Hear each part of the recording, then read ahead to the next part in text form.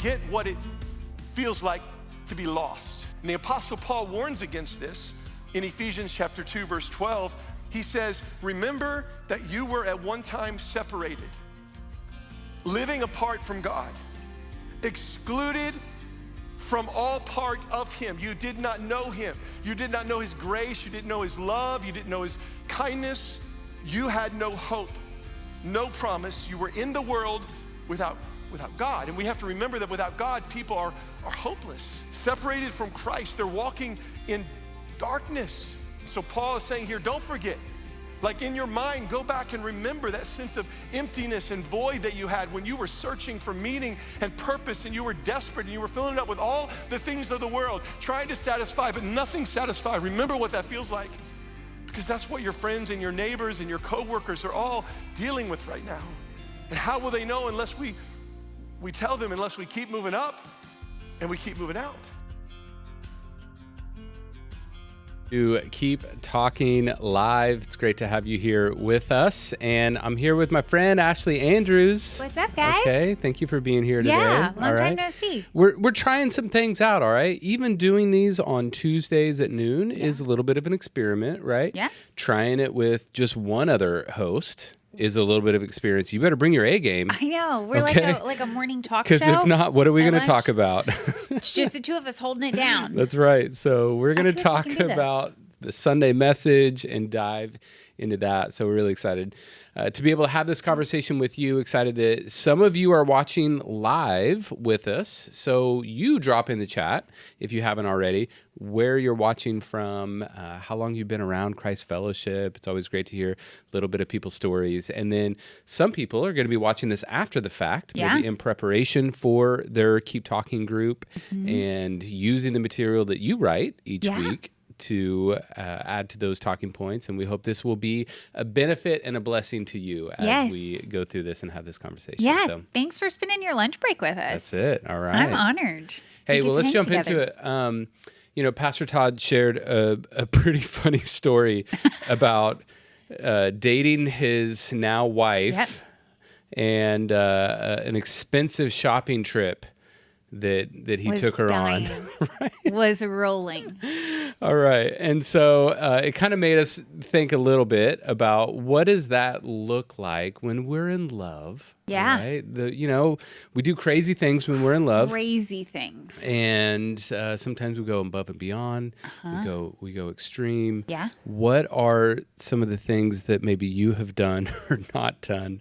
She said that she's not very romantic and thoughtful. So I'm not. I find that hard to believe. And if you missed Sunday, Pastor Todd talked about with his first paycheck, he took Pastor Julie at the time. She was maybe newlyweds, maybe? Were they newlyweds or were they dating? I don't remember that part of the...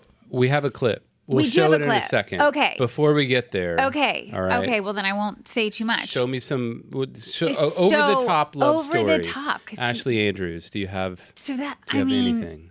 I think... No, I'm not... I love words. I'm a writer. Okay. So in my mind, when I say, I love you. Yeah. That feels... Yeah. Those words are heavy. I feel like that's a pretty big gesture for me to say those words. Do you write? Are you kind of like a letter writer? I am a card writer through and through. I write my kids' cards. I write my husband cards, my mom. I'm definitely I like to give words of affirmation because I think... But I've never even like now with kids asking each other to prom. Have you seen this? Like high school students? There's elaborate things. Wow. Yeah. They are so over the top. Yeah. Like my engagement story isn't as elaborate as these kids. Will you go to the prom with me? Yeah. I don't have anything. It really builds up like a lot of expectation. It does. And I was doing a premarital counseling. I hadn't planned on talking about this. Doing a premarital counseling session yesterday with a couple, and we were just talking about wedding preparations, and we were going over kind of like couples' personality assessment and stuff like that. Just trying to give them some thoughts, give them some talking points before they get married. And so they were talking about all the things planning for the wedding, and I was like, "Look, I was at a wedding this weekend." All right. I went to Erica's wedding. Some of you guys know Erica, who's one of our hosts. It was a beautiful wedding. It was so thoughtful. But there were so many like little thoughtful pieces. And I don't think I've been to a wedding in quite a while because I was like, this is different this is a whole production. It's a whole thing. And it was like, I can see the expectation that comes with that. It's like, well, I saw this at this wedding, so now I got to level up my game over here. And I was like, look, guys, you're going to get married. You're going to say yes. Like, it doesn't have to be all of this. Elaborate. But Erica, great wedding. Great. Phenomenal. Wedding. Very thoughtful. We kind of dodged a bullet. We got married so long ago. Yeah.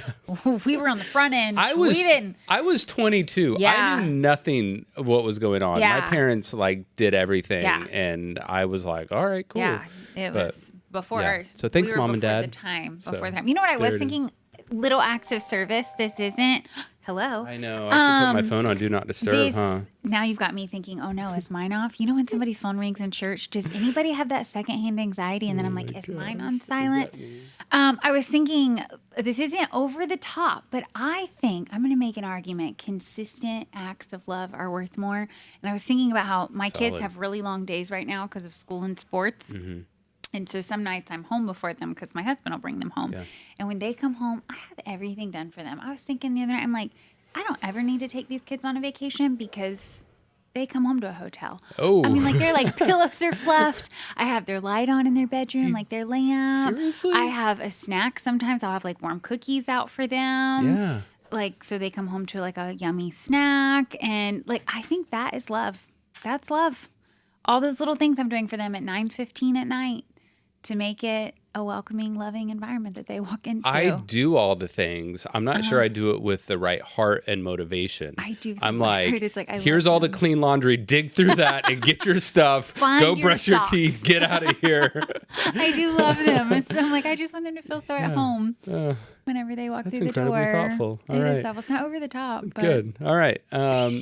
Drop in the chat. When's a time that you have maybe shown love over the top? Or let's just say, like, what is your like faithful, loving aspect of what you do there?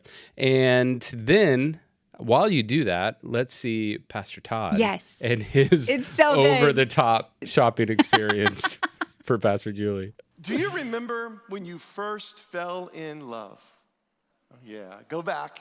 Some of us got to go way back. Go back there. Come on. Do you feel it? Are you there? Do you remember? Remember how old? Remember the age? The feeling, the butterflies? Woo!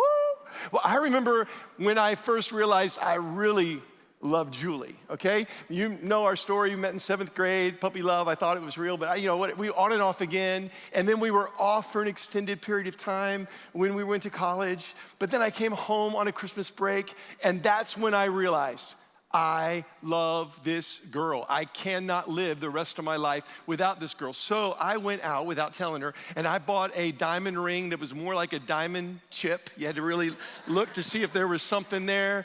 And asked her to marry me. She finally said yes. And then I had to go back to school, finish up school, came back home, started working at the church, and I got my first paycheck. I was the youth pastor, the worship pastor, dad's secretary, the janitor, whatever you needed. And I was paid like about $150 or whatever. So I took her out.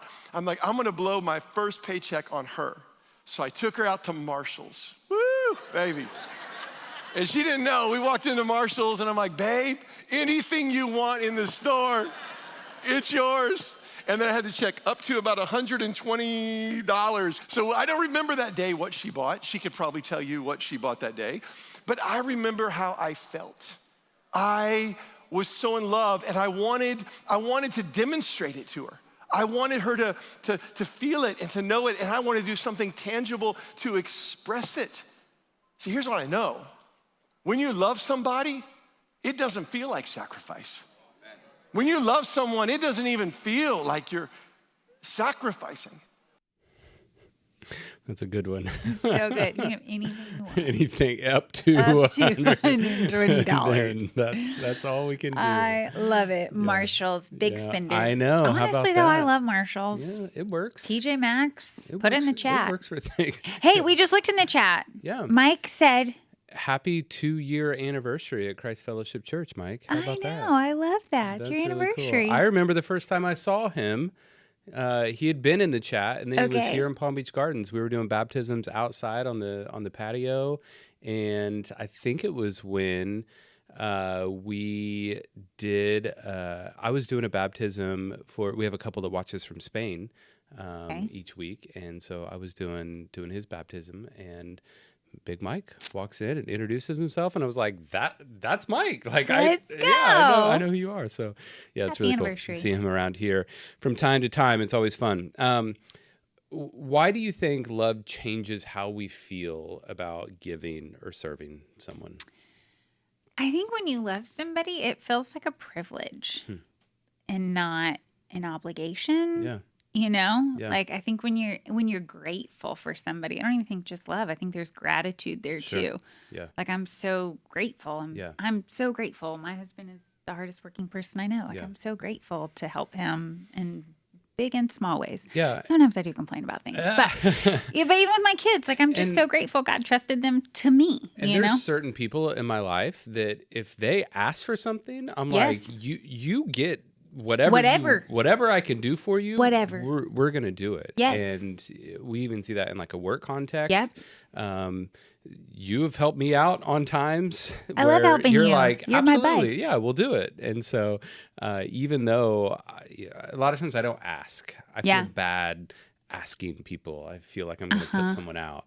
But then there's that aspect of people genuinely want to help. Yes. And it's like, hey, I whatever it takes to make you successful, I want to be able to do that. I want to jump in and help out like that. So, yeah, there's definitely that aspect. Have you ever had a time when giving something you felt like made you happier than actually keeping a hold of it? Like lots of times. You know, a gift, giving a financial gift, giving time or sacrifice. That you're like, I am so glad that I did that. Rather than for sure. I mean, I think obviously like a very easy low hanging fruit. I love giving gifts on Christmas. I know that's like such a simple, kind of expected. We give gifts on Christmas, but I love putting a lot of thought into the people I love and what gift. I think I love watching their face when they unwrap it. I love that. But I think was it last year that we got hit with all the tornadoes? That was last year down here in South Florida, right around this time. And we had a hurricane that we got some spin-off tornadoes and just wreaked havoc on our community. It was not far from where we live at all. And our family went out one day and helped clean up some people's property. It was like an all-day thing. I mean, their property just unfortunately was destroyed. And we went out there, and I mean, it was like manual labor.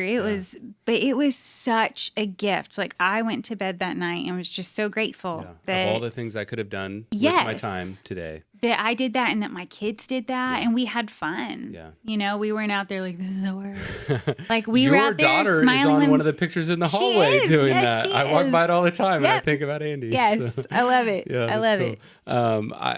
I can think of a time recently where there was a student that I know that, care about her and just try to invest in her and her family. And she was going on a missions trip and gave some money, and it was like it wasn't that I didn't think about it, but it was like, of course I'll support you. And watching her reaction to that, and watching her family's reaction to that, of like some of the thoughtful cards that she wrote, talking about the experience afterwards, was just like, wow, that I didn't think that my gift would really make that big of a difference. And she was like, we were all in tears, and like, thank you so much for investing in me and supporting me. And it's like, of course, of course. Yes. It's like, I do that in my personal life. I care about you. I want the best for you. And so, there's sometimes I don't put my money where my mouth is as well and help out in that way. It's kind of like, I don't know if contagious is the right word too, but like, the more you do it, the more you want to do it. Where you almost like, I want that feeling again. I want to do that again. Like, so the next time a kid's going on a mission trip, it's like, let's give to that. I think about Proverbs 11:25. You know that, right? The world of the generous gets bigger. Yeah, there you go. A generous person will prosper. Okay. A generous person will prosper. Yes. That seems backwards. That seems strange, right? Giving it away? Giving it away, you will prosper. Whoever refreshes others will be refreshed. And this is not in a, televangelist right, way transactional. Of like, if you give, then you'll get, you know. But there is something that when we serve, when we care about others, when we invest in other people, there's something that happens inside of us. And we want to do these things. We're motivated to do them.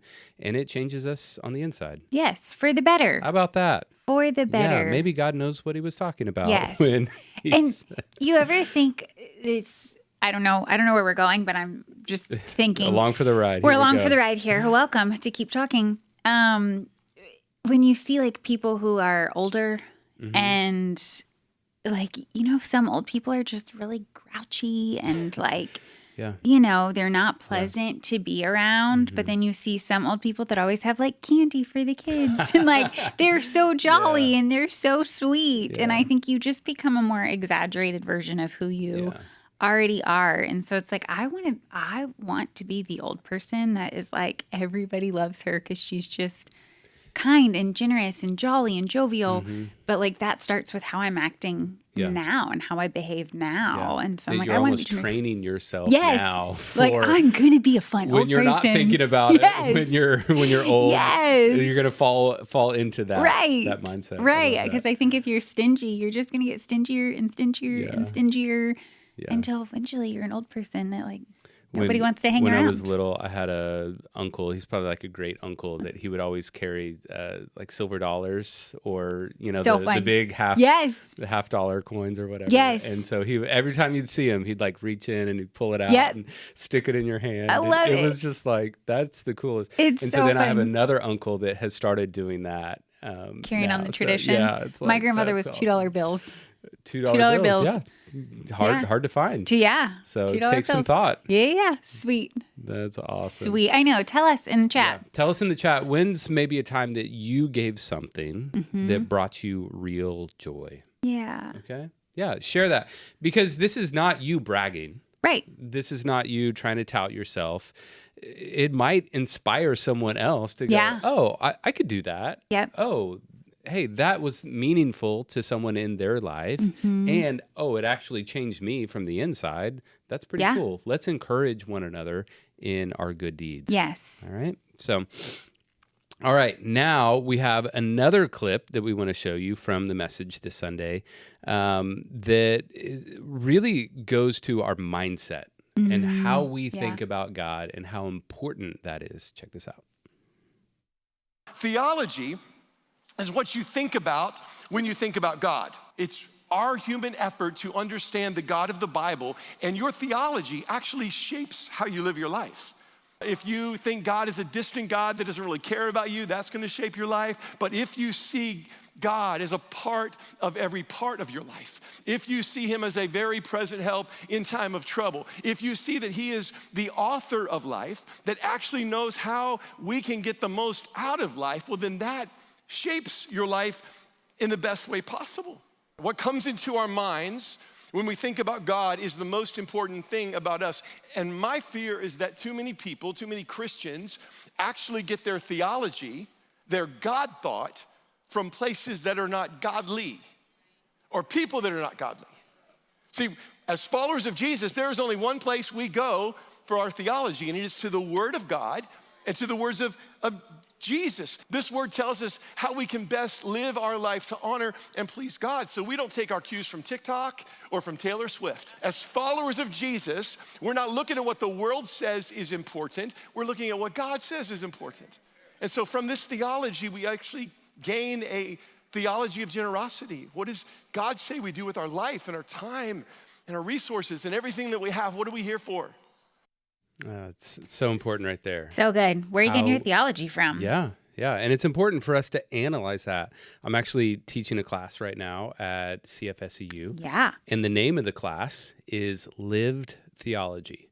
And it's that point right there that our theology, we're not just learning this stuff for head knowledge. We're learning it because it shapes the way that we live. Wow. And so as we're going through the class, we might be talking about we're talking about creation this week coming up. So what we think about God's creation, the world, people in it, should shape the way that we live our lives. And so I'm excited to like bring some of those messages this week. So let's go. Yeah. So live theology. Our theology should influence the way that we live. But it's important. Where do we get our theology from? Yep. How do we learn? Because we all have different experiences. We all have things that have happened in our past, good experiences, bad experiences. And, I know people that just have this mindset of like, oh, God hates me. These things have happened in my life. And so therefore, God must hate me. Right. And it's like, whoa. How can we start to undo that? How can we start to see what's true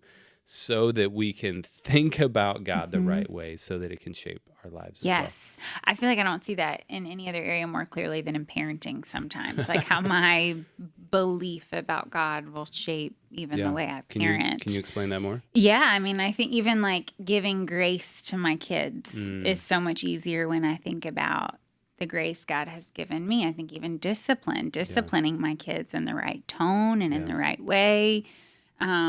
Leading with more conversation. If I believe like, hey, that's how God treats me. Yeah. So that's what I want to give to other people. Yeah. But and I have gone through seasons where I kind of viewed God as like, he must just be really angry at me. He must be really disappointed in me. And when I view God as being angry and disappointed at me, unfortunately, I tend to project that on the people closest to me, where all of a sudden, like, I'm angry at you and I'm disappointed in you. So even like the A.W. Tozer quote, what we think about when we think about God is so important. And even thinking about giving, I was reading this morning, this doesn't have like a ton to do with generosity, but I do feel like it connects, in just my personal time with the Lord. When like, what do you think about when you think about God? I was reading in Psalms 91, and this is what it says. It says, because he is lovingly devoted to me being God, because he is lovingly devoted to me. I even circled lovingly this morning because I'm like, not begrudgingly, lovingly. Like I'm not here begrudgingly. I'm here lovingly. God says, I will deliver him. I will protect him because he knows my name. When he calls out to me, I will answer him. I will be with him in trouble. I will rescue him. I will give him honor, and I will satisfy him with a long life. 7 things God says he's going to do. That's a lot of action on God's part. And this morning, I wasn't even thinking about keep talking.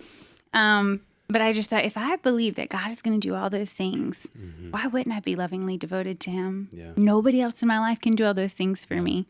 That's incredible. Yeah. And I did have written down, I think this highlights the importance of daily Bible reading. Yes. So if we're going to change the way that we think about God, we have to get in the story. Yep. We have to be familiar with this. Yep. And now you might need some help to be able to do this. Yeah. There's some crazy things in the Bible. Don't start Not everything in the Bible is prescriptive, okay? It's not saying this is good and this is what I wanted to happen. It does document a lot of craziness. Yeah. And so you probably want someone to help hold your hand and go through that. I hope this is a help to you as well as we talk about some of this stuff. But the importance of going back to the Word, seeing what God is like, and really always asking that question of what can I learn about God's character? Where do I see God in Scripture?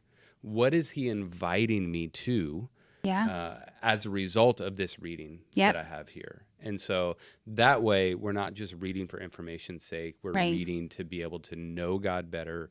We're reading to be able to be changed by the Word and to live for him. Yes. So, love it. All right. Let's move on to another clip where really we're talking about what God does, or what we do, and our actions, and how our actions can have a huge impact. Check this out. What I see in this is and you read through the book of Acts, 2 things they kept doing. They kept moving up towards God and out towards people.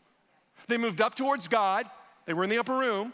They didn't stay there. They moved out towards people. They moved up in prayer. You'd see them gathering in prayer, but then they would go back out and share Jesus Christ. If they had stayed where they were, they would never have gotten to where they needed to go. And I started to realize, man, the same is true for us.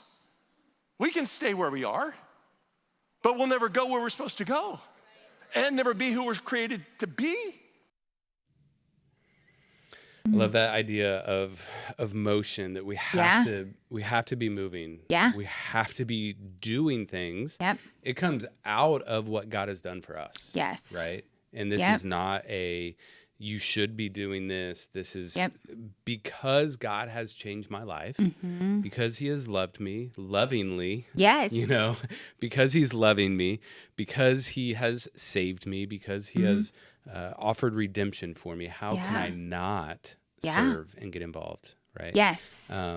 One book that just very radically changed the way that I think about the early church. All right, is a book called The Rise of Christianity. There's a big long title. I wrote it down. The Rise of Christianity. I'm writing this down. How the obscure, marginal Jesus movement became the dominant religious force in the Western world in a few centuries.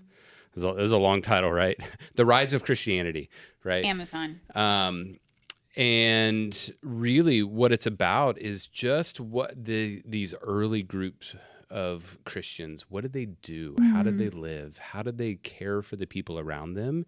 And really, the movement grew because of difficult times. The movement grew because when there was a plague in the city, it was the Christians that stayed. It was the Christians that loved people. Because they had a mindset of eternity, it was like, well, I'm fine. I'm going to care in this moment. I'm going to stay. I'm going to help.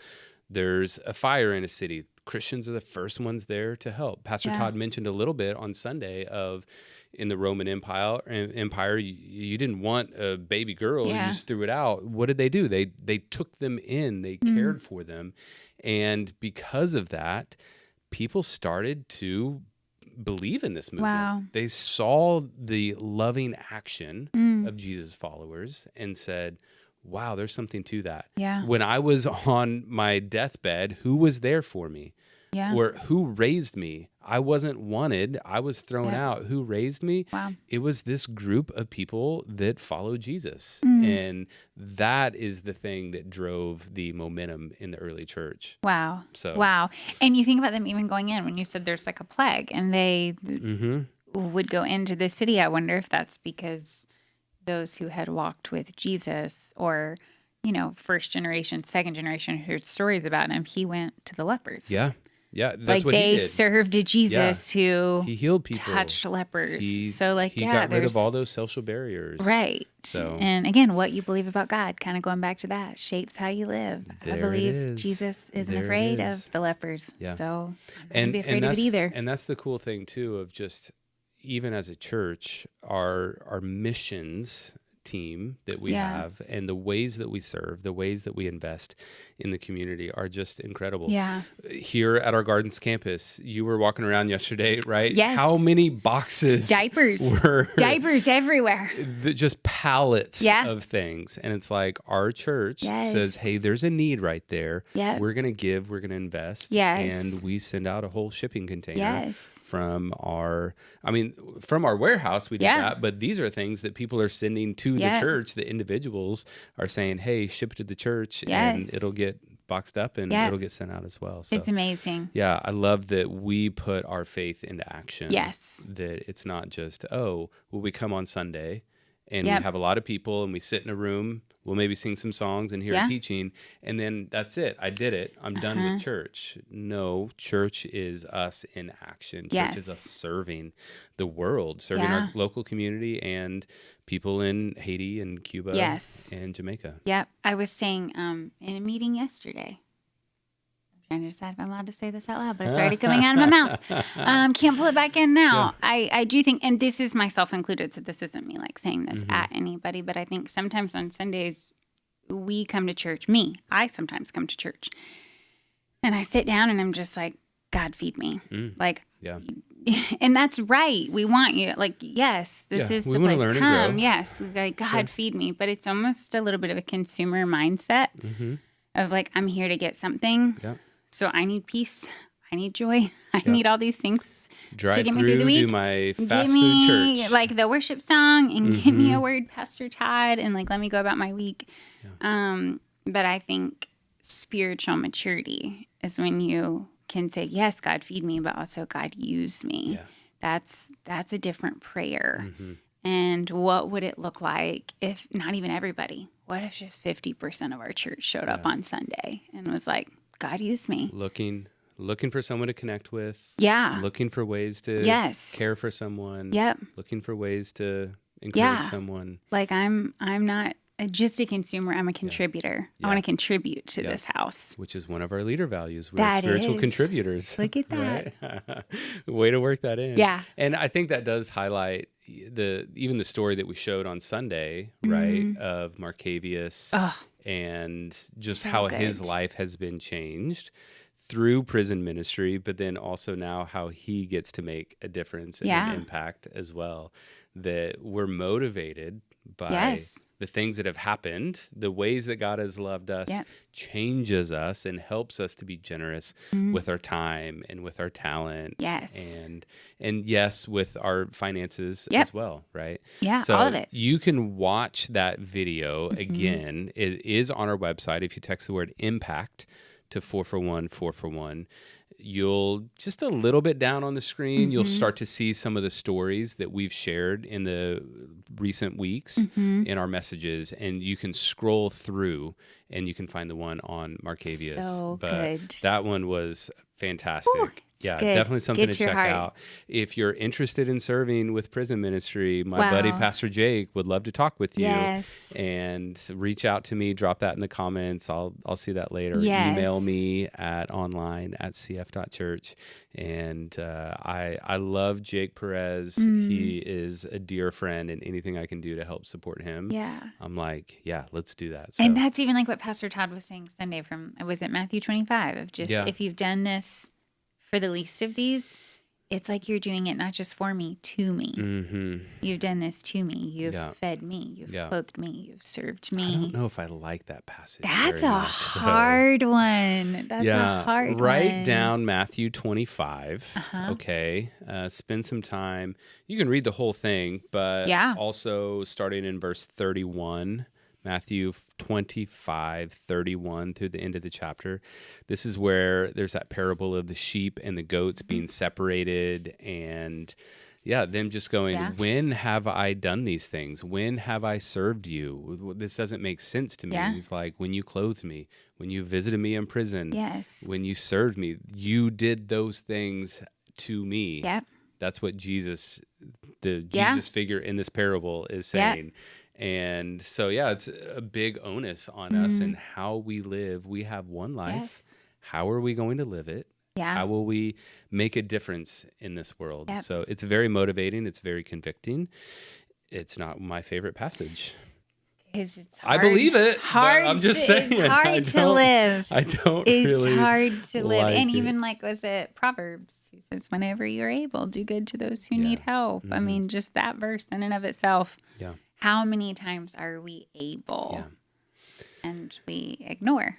But can we live a life marked by generosity? And why are we generous? We're generous because God has given us so much. Yes. God has done so much for us. And if we can wake up every day with that mindset, if you can do something in the morning to go, okay, what are 3 things that I'm thankful for? Yes. What are 3 things that I didn't do that other people did for me or God did for me? It can be as simple as He put breath in your lungs. You woke up this morning. That. How about that? Okay. You had no control over that. You get one more day. And so how can we live and be generous with our entire life? So I know. And we all have an opportunity next weekend. Impact offering. All right. So special. Impact offering. We are going for 100% church participation. All right. Everyone's contributors. We can all contribute something. All right. We told a story, Christ Fellowship Everywhere, 2 weeks ago about a lady that watches our services in prison, sent $10. Let's go. Said, this is all that I can give. What a gift. She's involved. Yes, she is contributing, right? So proud of her. And so we can all find something. You can ask your neighbors, Yeah. hey, I want to give to this offering. I don't have anything. Could you give me $2, $5 so I could offer to work? Don't do that. Go do it. Go do a job. Like I'm offered to mow their yard. There it is. Okay. My little girl's been helping with yard work. My little girl helped with yard work to get $20 to put in her jar. How can we be creative so that we can participate, so we can be involved? So impact offering is next week. So we're going to have an opportunity to give, and that goes towards initiatives at Christ Fellowship and all of our missions for the next year. So we're going to make a huge difference in South Florida and around the world because of that. And then we also have Make a Meal at most of our campus locations. Yep. So when you come to a campus location, you have an opportunity to give and to serve. Yeah. And what do we talk about? Never more like Jesus. Never more like Jesus than when we give and we serve. We see his life marked by giving and serving others, giving his life as well. Yes. And so we get an opportunity next Sunday to do those two things and be like Jesus. I think we get an opportunity to live out what Jesus said. And is it Matthew 6? I don't know Matthew 6, maybe 33, something like that. Put it in the chat if you know. I don't know what we're talking about. I know. I'm about to tell you. I'm getting there. Sermon on the Mount. Yeah. Where he said, seek first the kingdom of heaven and all these things will be added unto you. Is that what it is? Matthew 6:33. I think that's what I said. But that's what we get to do Sunday is just like seek first his kingdom. And I do think we live in a culture, like whatever social media you use, get on whatever it is. And like we are obsessed with chasing all the other things, you know, and we get it out of order. And Jesus is so clear. Like if you will seek my kingdom, all the other things, they'll be added. And it doesn't mean like, you know, you're going to get a mansion or you're going to get a new car. It's not that. It's not that. But it's just, I think he's going to take care of us. Like, he's going to provide. There's a lot of lottery talk right now of like, well, if I win the lottery, right, there will be signs, right? But we spend so much time thinking about that and picturing what we would do with all this. And it's like, just do this thing. Like, serve the kingdom. Be involved here. Everything else will work out. I know. And invest in it. We're going to be there a lot longer than we are here. So we should invest. Invest there. That's awesome. All right. Well, I hope this conversation has been helpful for you and a good starting point for you to work this out and start to apply generosity in your life. So thanks for being a part of Keep Talking Live today. Ashley, thank you for being here as well. Fun. Jared, Nathan, thank you for your work in the booth and making all the technical things happen. And we'll see you this Sunday for Impact Offering, maybe for Make a Meal if you're at a campus location. I'll see you Christ Fellowship everywhere. And then we'll see you back here next Tuesday at noon as well for Keep Talking Live. See y'all.